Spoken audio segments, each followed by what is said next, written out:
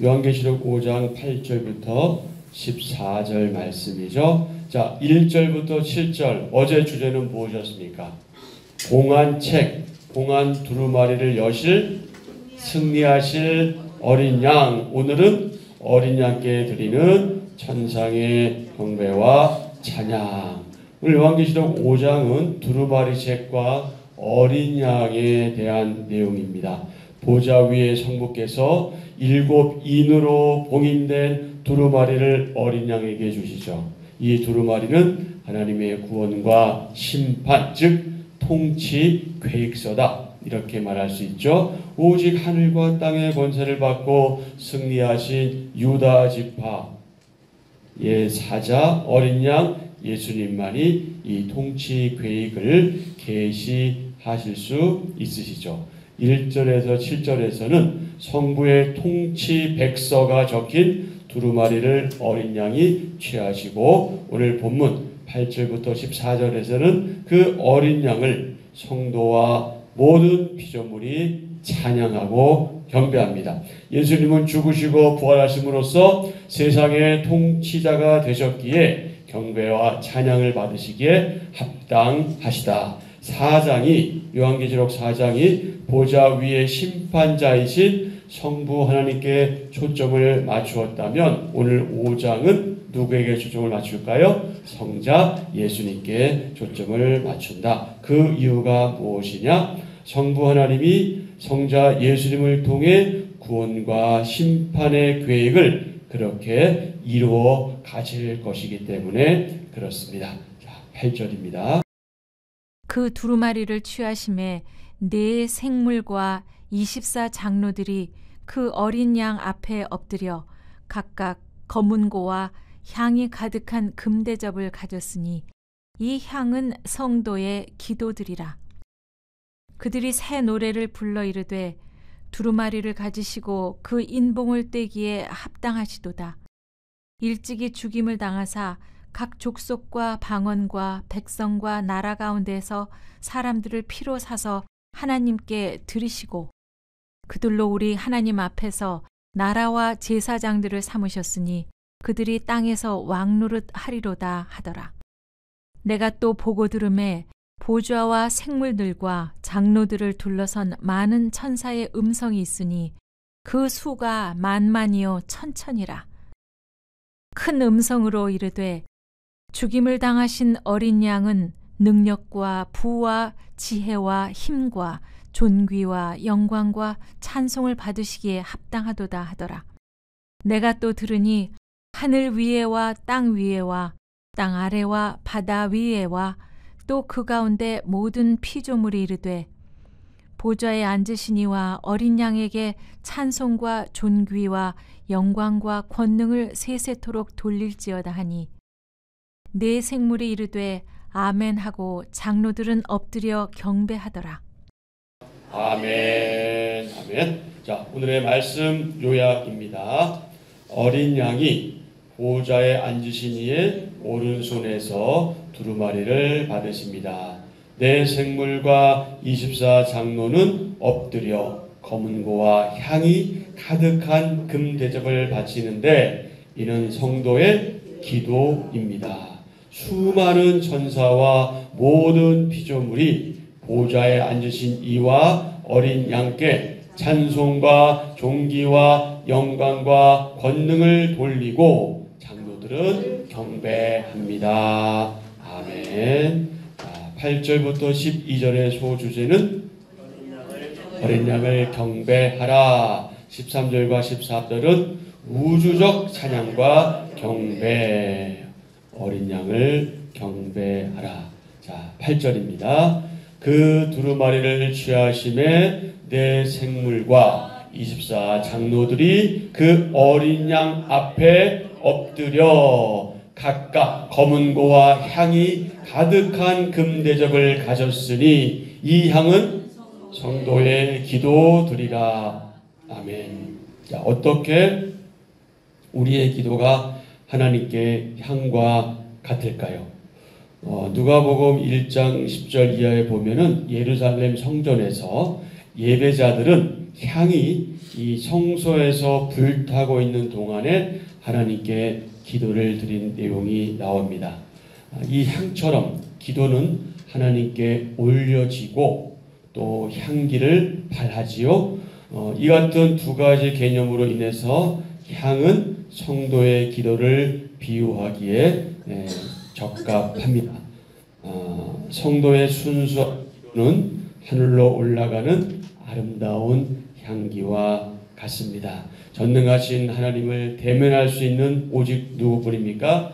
예수님 뿐이십니다. 그분이 봉인된 두루마리, 봉인된 책을 받으시기에 합당한 이유가 있는데 그 이유는 그분은 무죄하시고 죄가 없으시고 속죄양이 되어 모든 죄인을 구원하셨기 때문에 그렇습니다. 이 봉인된 두루마리가 열리는 순간 장로들은 검은고, 하프로 번역되기도 하는데요. 검은고, 하프와 향으로 송축하죠. 하프는 찬양을, 향은 기도를 의미합니다.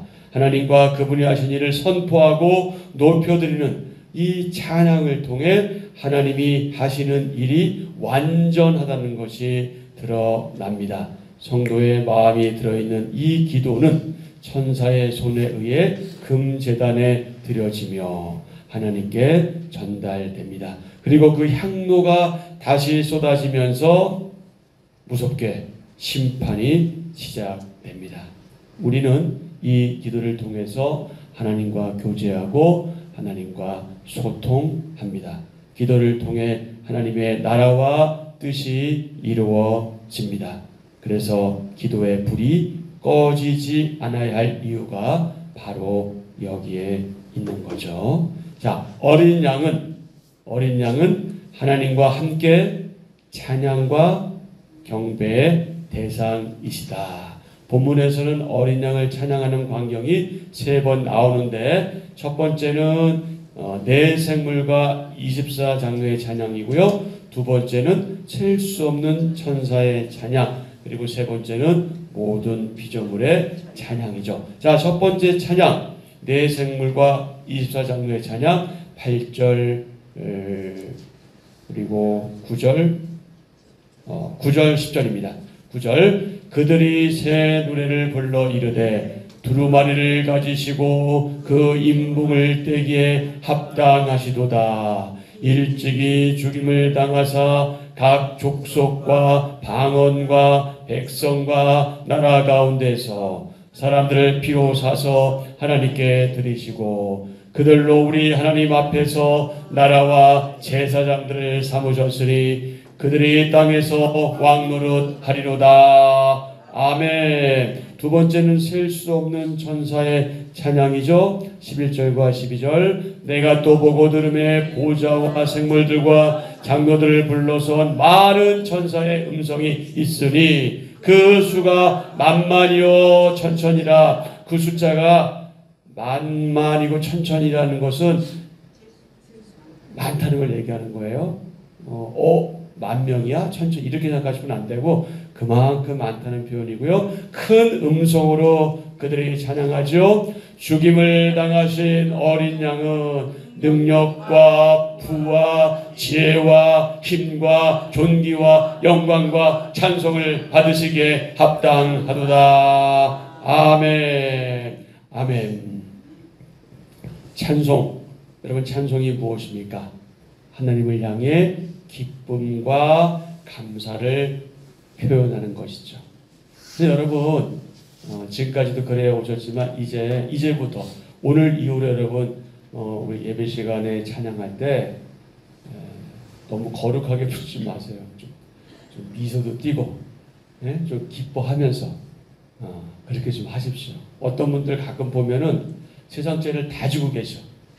야, 예수님의 얼굴보다 더 힘든 것 같아요. 찬양은 기쁨과 감사의 표현이에요. 비록 내가 지금 현재 어려운 일이 있고 힘든 일이 있어도 그래서 예배당에 나와서 하나님께 예배하고 간구하고 기도할지라도 우리 안에는 기쁨과 감사가 일어나서 우리 얼굴에서도 그게 드러나야 돼요. 그게 찬양이에요. 단지 입술로 목소리로 하는 것이 찬양이 아니다. 그래서 여러분, 찬양은 음정을 제대로 내고 박자를 제대로 맞추는 건 필요하지만 그것이 중요한 게 아니라 정말 내 안에서 그것이 우러나오는 게 중요한 거예요. 그러니까 조금 틀려도 상관없어요. 그런데 우리가 예배 시간에 공동체적으로 하니까 좀 하모니를 맞출 필요가 있어서 그렇지 개인적으로 우리가 찬양할 때 좀 틀리면 어때요? 상관없잖아요. 좀 늦으면 어때? 빠르면 어때? 막 춤을 추면 어때? 상관없어요. 중요한 것은 내 안의 감사와 기쁨으로 그렇게 찬양이 나오되 우리 얼굴에서 어떻게 해야 돼요? 크게 나와야지. 크게 표현돼야지. 가사는 기뻐하라 그런데 인상 쓰면서 한다면 이거 맞지 않잖아요. 기뻐하라 그러면 기뻐하면서 찬양을 해야지. 여러분 그거 연습하셔야 돼요. 왜 연습해야 되는지 아세요? 우리가 하나님 앞에 가면 그렇게 해야 되기 때문에 여기서 준비하는 거예요. 준비 과정이란 말이에요. 너무나 중요한 거예요. 하나님을 향해 기쁨과 감사를 표현하는 것 그것이 무엇이다? 찬송이다. 그것이 찬양이다. 하나님을 예배하면서 노래나 가락을 연주하는 것 찬송이죠. 구약 시대에는 하나님의 창조 사역, 그분의 능력, 성전에 대한 사모함, 그리고 이스라엘의 번영, 그리고 선민의 최후 구원 등을 찬송했고요. 신약 시대에는 십자가와 구원, 부활의 능력 등을 찬송했습니다. 그래서 여러분 이것을 기억하십시오. 찬송가에 있는 내용이 모두 하나님을 향한 찬송은 아니에요.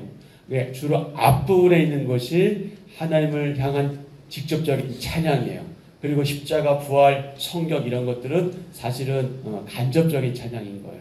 그래서 여러분 정말 찬양과 좀 약간 그렇지 않은 찬양을 우리가 좀 구분할 수 있는 지혜가 필요하죠. 예를 들어서 여러분 우리 찬송가 중에 너 근심 걱정하지 말아라 있죠. 그게 엄밀한 의미에서 찬양일까요? 찬양은 대상이 누구예요? 하나님이잖아요. 근데 지금 누구라고 표현하고 있어요? 너래잖아. 하나님이 너가 아니잖아요. 그러니까 그 대상이 누구예요? 우리란 말이에요. 서로 격려하고 힘을 주는 노래예요. 사실 엄밀한 의미에서 찬송이 아니에요. 그래서 그건 예배 시간에 부를 수 있는 적합한 노래가 사실상은 아니란 말이에요. 근데 우리가 예배가 아닌 곳에서는 우리가 서로 부를 수 있어요. 예를 들어 복음성가처럼. 근데 복음성가 가운데도 직접적인 찬양이 또 있어요. 그러니까 이게 우리가 이것에 대한 바른 이해를 가지는 것이 필요한데 어쨌든 중요한 것이 뭐냐? 하나님을 향한 직접적인 내용 그것이 무엇이다? 바로 찬양이다. 찬송이다. 그것을 기억하는 것이 필요하고요. 세 번째는 누구의 찬양이에요? 모든 피조물의 찬양이죠. 찬양의 범위가 점점 어떻게 됩니까?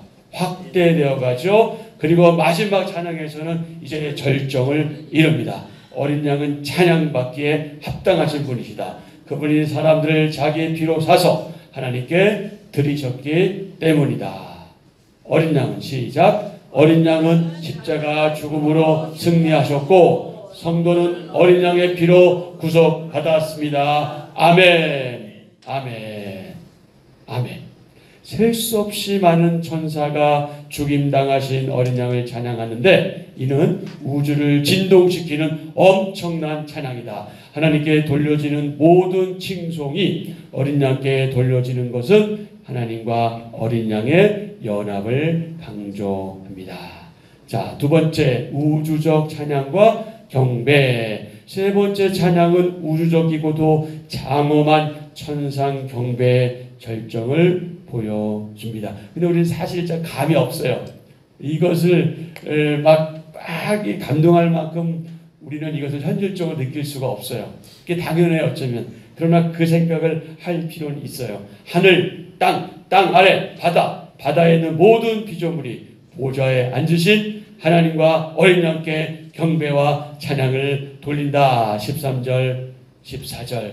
내가 또 들으니 하늘 위에와 땅 위에와 땅 아래와 바다 위에와 또 그 가운데 모든 피조물이 이르되 보좌에 앉으신 이와 어린 양에게 찬송과 존귀와 영광과 권능을 세세토록 돌릴지어다. 아멘. 내 생물이 뭐라고 표현해요? 아멘. 그러면서 어떻게 해요? 엎드려 경배하더라. 아멘. 그러니까 우리가 나중에 하나님 앞에 가면 우리가 할 일이 뭐냐? 그분을 찬양하고 그분을 예배하고 그분을 경배하는 거란 말이죠. 우리 그날을 기다립니다.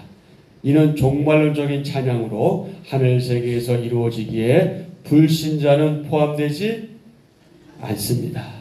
그래서 우리가 가족을 위해서 기도하고 가족을 전도하는 이유가 거기에 있는 거예요. 이 땅에 태어나서 우리가 한 가족이 된 것 우연이 아니잖아요. 우리가 이 짧은 인생 살아가면서 평생을 함께 했는데 하나님 나라도 같이 가면 얼마나 좋아요. 그래서 우리가 아직 믿지 않는 우리의 가족들을 위해서 바로 우리가 함께 이 거룩한 일을 하기 위해서 기도하는 거죠. 믿음을 지킨 성도와 모든 피조물은 하나님과 어린 양께 찬송과 존귀와 영광과 능력을 세세토록 돌릴 겁니다. 이런 천상의 경배와 찬양은 궁극적이며 영원한 실제가 무엇인지 보여줍니다. 이 땅에서 숭배되던 황제와 우상은 참된 실제가 아닙니다. 모든 악의 세력은 결국 심판받을 것입니다. 영원한 승리는 보좌에 앉으신 하나님과 어린 양께 있습니다. 아멘. 오늘 우리가 묵상해야 될 두 가지 질문. 어린 양의 피로 구원받은 은혜를 나는 어떤 말로 찬양할까요? 어떤 말로 찬양할까요? 두 번째, 천상에도 드릴 예배를 상상할 때 우리가 후에 하나님 앞에서 하나님을 찬양하는 것을 상상할 때 지금 나의 예배, 우리의 공동체 예배는 어떻게 바뀌어야 할까요? 천상에서 드릴 예배를 준비하고 미리 맛보는 거룩한 경험을 우리는 공동체 예배를 통해서 지금 하고 있는 겁니다. 그러니 여러분, 예배가 얼마나 중요한 걸까요? 우리가 알지 못해 그렇지, 우리가 이해하지 못해서 그렇지, 예배는 너무나 중요한 그런 요소가 됩니다. 자, 이제 정리하겠습니다. 어린 양 예수님은 세상을 구속하시고 심판하실 유일한 구세주이심으로 찬양과 경배를 받으시기에 어떤 분이시다? 합당하신 분이시다. 어린 양이신 예수 그리스도만이 봉인된 두루마리를 펼치실 유일한 분이시다. 그분이 이 세상을 구속하시고 심판하실 것이다. 하나님과 어린 양 예수님은 모두 찬송과 경배를 받으시기에 합당하신 분이시다. 두루마리를 펴기 합당하신 어린 양 예수님께 모든 피조물이 경배를 드리시다. 초대 교부 중에 터툴리안이라는 사람이 있는데 이분이 이런 얘기를 했어요. 순교자의 피는 교회의 씨앗이다. 순교자들이 흘린 피는 교회의 씨앗이 된다. 이런 얘기를 했습니다. 어린 양 예수님이 그분의 죽으심으로 온 세상을 구원하신 것처럼 바로 이 사랑의 희생만이 참된 승리를 가져다 줍니다. 여러분, 우리가 가끔 교회 공동체 내에서도 불편할 수 있잖아요. 서로의 관계들이. 그럴 때 우리가 기억해야 될 게 있어요. 그게 뭐냐? 사랑이 이기는 겁니다. 사랑이 이기는 거예요. 자꾸 나의 억울함, 나의 답답함 이런 것들 중심으로 생각하면 우리가 하나님이 주시는 생각을 잘 하지 못할 수도 있어요. 그런데 우리가 받은 그 사랑을 기억하고 우리가 상대방을 사랑해야 될 존재로 그렇게 기억한다면 조금 억울해도 조금 답답해도 조금 힘들어도 내가 이길 수 있어요. 이긴다는 것이 뭐 우리가 흔히 얘기하는 그런 이김이라기보다는 우리가 그를 사랑하면 그게 이기는 거예요. 그래서 베드로는 이렇게 권면했잖아요. 사랑은 허다한 죄를 덮는다. 이거는 죄를 무조건 괜찮아 그런 차원이 아니에요. 알지만 덮어주는 거예요. 그리고 어떻게 하는 거예요? 그를 위해서 눈물로 기도하는 거예요. 그게 뭐 하는 거예요? 그게 이기는 거예요. 왜? 사랑이기 때문에. 사랑이 이기는 겁니다. 예수님의 사랑이 죄악을 이기셨잖아요. 그리고 우리를 구원하셨잖아요. 희생이거든. 그 희생이 우리 가운데 또 나타나야 하는 거죠. 자, 예수님은 하나님의 구원 계획을 성취하실 유일한 구원자이십니다. 예수님은 죽음을 통해 세상을 구속해 통치하시는 구주이십니다. 예수님은 피조물의 찬양을 받으시기에 합당하신 분이십니다. 어린 양 예수님의 죽으심, 그것은 온 세상을 구원하시는 하나님의 계획의 절정이었습니다. 교회에 주시는 찬양과 통치의 사명을 잘 감당함으로 이제 곧 오실 주님의 재림을 준비하는 저와 여러분, 우리 한빛 전원교회 되어야 하겠습니다. 아멘. 자, 머리. 참 이름이 재밌죠? 머리. 앤드루 머리. 이게 이제 우리말로 그냥 번역해서 머리라고 하는데 그냥 편하게 머리가 막 있어요. 머리가 뭐라고 얘기했어요? 하나님이 계신 곳에는 거룩함이 있다. 우리를 거룩하게 만드는 것은 하나님의 임재다. 아멘. 한 번 더요. 하나님이 계신 곳에는 거룩함이 있다. 우리를 거룩하게 만드는 것은 하나님의 임재다. 아멘. 누가 얘기했다고요? 머리가 얘기했어요. 머리가 잊지 마세요. 머리가 이런 말을 했네. 하나님이 계신 곳에는 거룩함이 있습니다. 그래서 여러분, 우리가 예배당에 나와서 특히 예배할 때 하나님을 경외하고 두려운 마음을 가져야 돼요.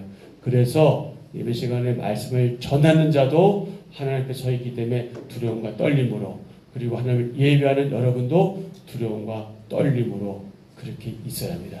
거룩함이라는 것은요, 그것은 떨림이 있는 것이기 때문에 두려운 거예요. 우리 같은 죄인들이 하나님이 존존해 있다는 자체가 두렵기 때문에 저의 경우는 말씀을 전할 때 함부로 해서는 안 되고 두려움을 해야 되고, 여러분 역시 그런 마음으로 말씀을 받으시고 하나님의 존재 의식을 가져야 하는 겁니다. 하나님의 임재가 있는데 어찌 우리가 떨지 않을 수 있겠어요?